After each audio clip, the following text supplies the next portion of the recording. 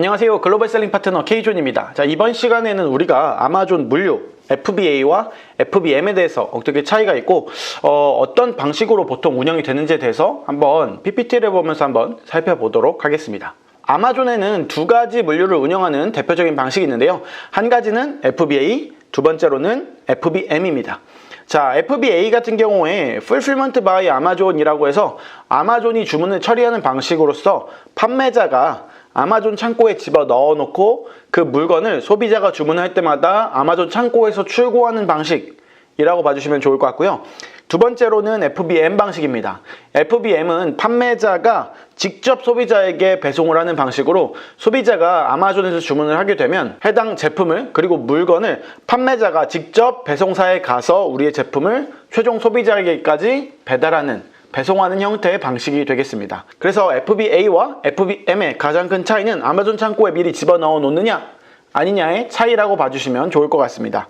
자, 그러면 조금 더 구체적으로 FBA와 FBM으로 한번 들어가 보도록 하겠습니다. 자, 먼저 FBA 창고는 미국 전역에 현재 110여 개 정도가 있고요. 미국의 FC 창고, Fulfillment Center라고 부르는 창고들이 약 110여 개 정도가 있고, 전 세계 전역에는 현재 185개의 글로벌 FC를 아마존은 보유하고 있는데요.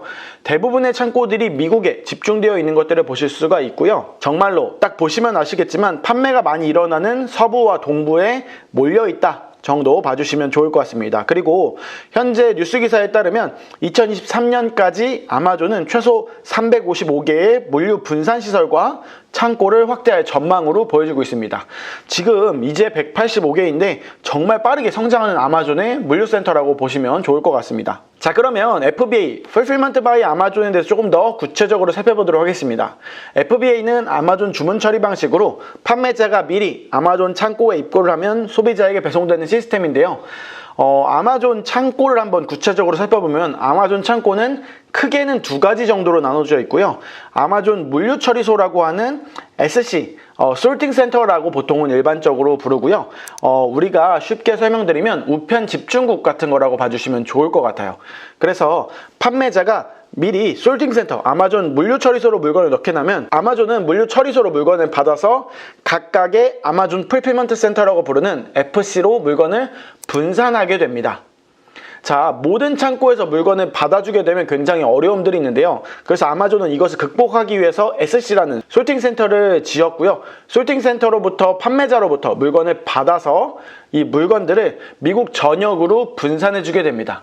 자, 그래서 일반적으로 우리 대한민국 셀러분들 같은 경우에는 캘리포니아에 위치한 지역으로 LA 쪽에 LAX라고 보통은 많이 부르게 되는데 거기에 SC로 물건을 집어 넣으시고 나서 이 물건이 시애틀, 뉴욕, 뉴저지, 버지니아, 플로리다 등 다양한 전국, 미 전역에 물건이 분산된다라고 봐주시면 좋을 것 같습니다. 그리고 그거를 리플레이스먼트 또는 플레이스먼트라고 부르고요. 물건을 미국 전역으로 분산해주는 시스템을 통해서 소비자에게 배달되기 최적의 장소에 대기하고 있는 것이다 봐주시면 좋을 것 같습니다. 자, 그러면 이 과정을 한 번만 더 구체적으로 살펴볼게요. 자, 보시게 되면 제일 먼저 판매자는 아마존이라는 플랫폼에다가 제품을 등록해 주셔야 돼요. 그래야 우리가 어떤 물건을 아마존한테 보내게 되는지 알죠. 제품을 등록하시고 나서 우리가 이제 아마존에다가 물건을 보내실 수가 있는데요.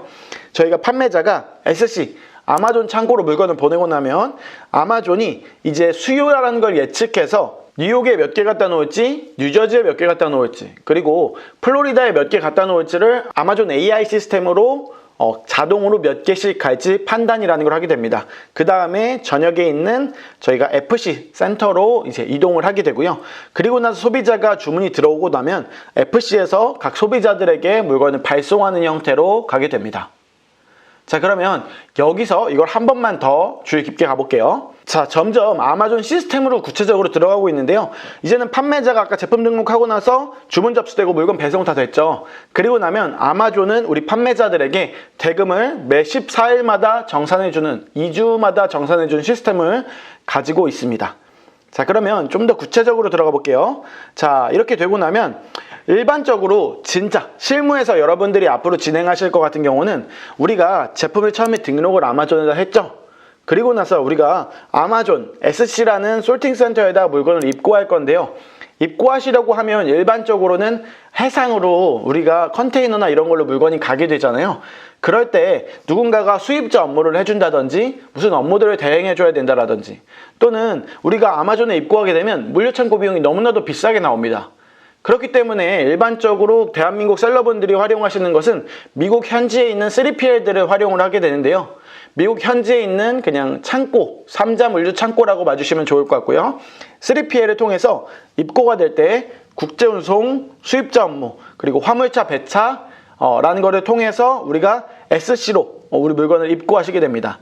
그러면 아마존은 물건을 받아서 재고를 분산하는데 수요를 파악해서 미국 전역에 있는 창고들의 수요를 파악해서 재고를 분산 처리하게 되고요. 그리고 나서 소비자가 주문을 접수하게 되면 보시게 되면 이제 FC에서 우리가 최종적으로 소비자에게 배송이 되게 됩니다. 자, 그리고 나서 우리 간혹 가다가 반품이라는 게 접수가 되죠. 반품 중에는 교환이랑 환불 같은 처리 시스템들이 있는데요. 그렇게 되면 다시 FC로 또는 다시 SC로 물건이 들어와서 해당 물건에 대한 프로세스를 진행하고 이렇게 판매가 다 됐으면 14일마다 아마존이 판매자에게 대금을 정산해주는 시스템이 존재한다. 이게 아마존의 우리가 FBA를 통해서 판매하는 절차다. 봐주시면 좋을 것 같고요. 대부분의 업무들이 자동화되어 있어서 그냥 시스템적으로 돌아가긴 하지만 자동화가 되어 있다는 뜻은 우리가 그 자동화에 맞게 업무를 진행하고 행동을 해야 한다는 뜻인데요. 그렇기 때문에 조금은 입고 과정이나 여러분들이 아마존에 제품을 등록하는 과정들이 조금은 복잡하고 어렵게 느껴지실 수가 있습니다. 자, 그러면 오늘은 FBA, 즉 물류를 배우고 있으니까 판매자가 아마존에 입고할 때의 상황만 조금 더 주의 깊게 한번 봐볼게요. 자, 보시게 되면 입고를 먼저 처음에는 준비라는 걸 하셔야 됩니다. 우리가 제품을 등록해야 되고요. 그러면 이 제품이 사이즈가 어떻게 되는지, 가로, 세로, 높이가 어떻게 되는지 측정하시고 제품의 무게가 어떻게 되는지, 그래야 아마존이 무게가 얼마인지, 제품 크기가 얼마인지, 그래야 어디다 보관할지를 자동으로 계산할 수 있겠죠? 자, 그 다음 제품의 카테고리. 자, 이 물건이 어디서 어느 지역에서 잘 팔리는지, 어느 시즌에 잘 팔리는지 알려고 한다면 아마존은 아무래도 이거를 카테고리로 분석하게 됩니다. 그래서 우리가 카테고리도 설정을 해주셔야 되고요. 그리고 나서 아마존의 라벨링이라는 걸 하셔야 됩니다. 지금 기존의 물건들은 우리는 이런 물건이 있습니다. 우린 이런 물건이 있습니다 라고 하지만 이런 것들이 아마존 센터로 들어가기 전에 이거는 다 바코드로 인식이 돼야 되는 거잖아요. 그렇기 때문에 아마존 라벨링을 여러분들이 직접 진행해 주셔야 한다는 사실입니다.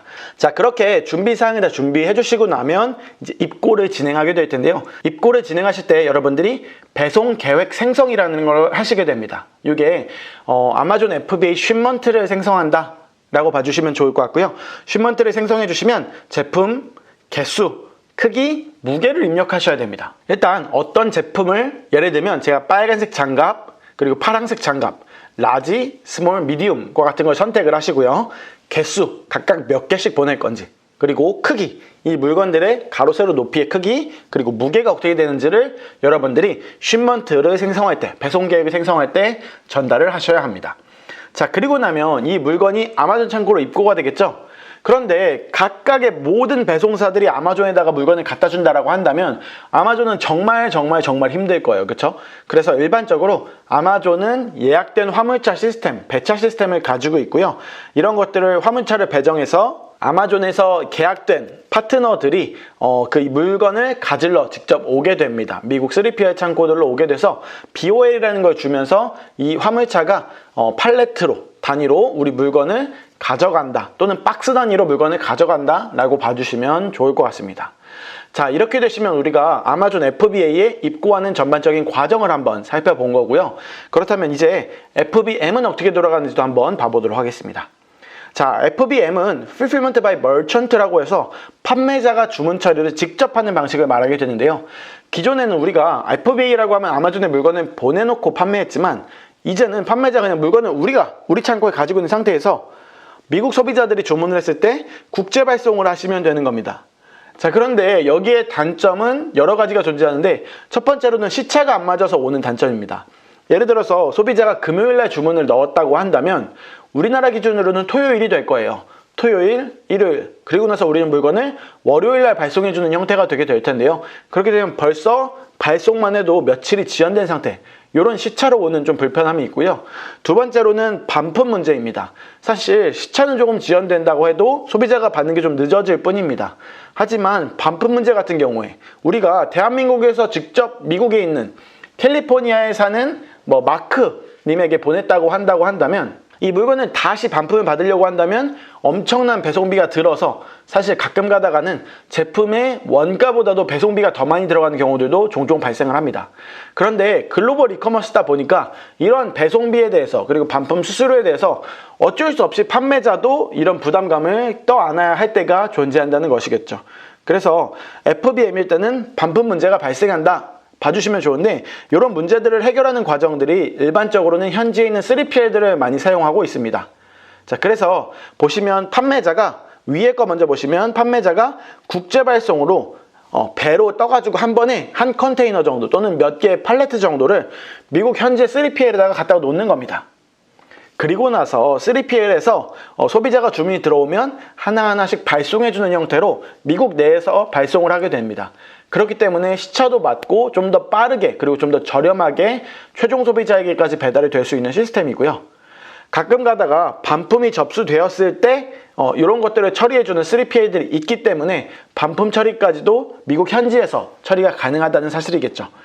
자, 그런데 나는 그렇게 하지 않고 나는 국제 발송은 내가 할 거고 반품이 생겼을 때만 미국에 있는 3PL 현지 창고를 통해서 해당 문제를 처리하실 수도 있습니다. 자, 이러한 과정들을 통해서 일반적으로 업무가 진행되고 있는데요. 오늘은 이렇게 FBA와 FBM의 차이점에 대해서 그리고 FBA와 FBM이 어떤 것인지에 대해서 한번 그냥 살펴보았습니다. 여러분들이 아무래도 이제 아마존을 하시려고 그러고 그리고 국제 물류 또는 해외 물건을 판매하시려고 하신다면 반드시 FBA와 FBM을 조금은 분리해서 생각을 해주시면 좋을 것 같습니다.